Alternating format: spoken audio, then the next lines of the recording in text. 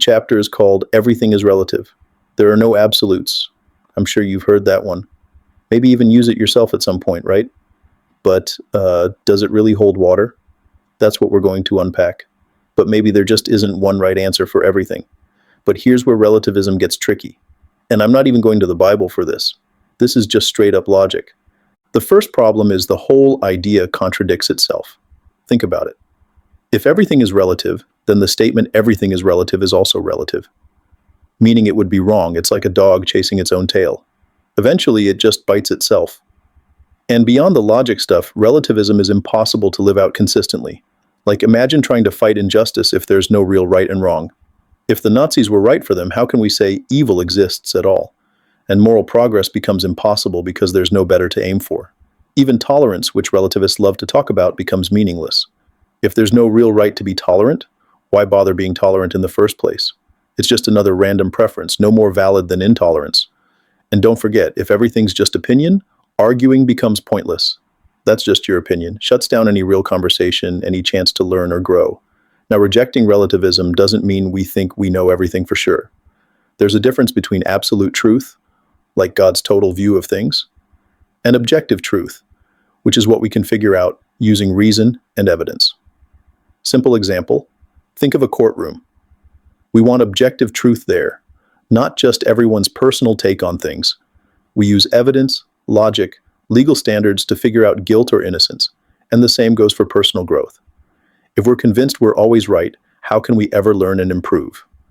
Objective truth challenges us to examine our views, become better versions of ourselves. We're so quick to demand objective truth in some areas like law, but then we shy away from it in others, like when it comes to morality. But I want to bring up something else. Here, faith. Where does that fit in with all this? Isn't faith just blind belief, the opposite of reason and objectivity? That is a classic misunderstanding, but it's setting up a false choice. Really? Faith isn't about switching off your brain. Not at all. In fact, it often involves a leap of trust, but one that's grounded in evidence and reason. How does this apply to Christianity specifically? Christianity makes some pretty bold claims, right? Claims about history, about eyewitnesses, a whole bunch of evidence that's been debated and studied for centuries. And it actually encourages us to think critically, not just blindly accept things. So it's not blind faith, it's about looking at the reasons behind the belief, the historical stuff, the philosophical arguments. And that's where this whole deep dive idea really comes in.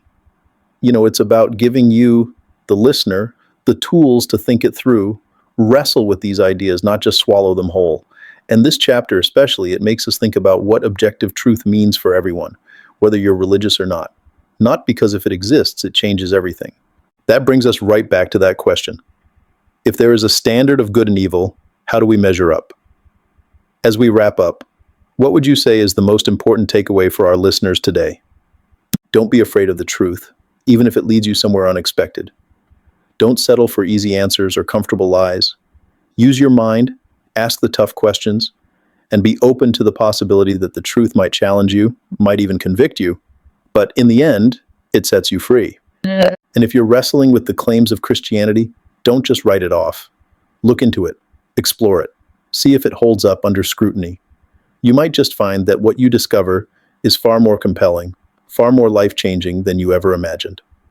Thanks for joining us on this deep dive into objections overruled. Until next time, keep seeking, keep questioning, and keep exploring the depths of truth.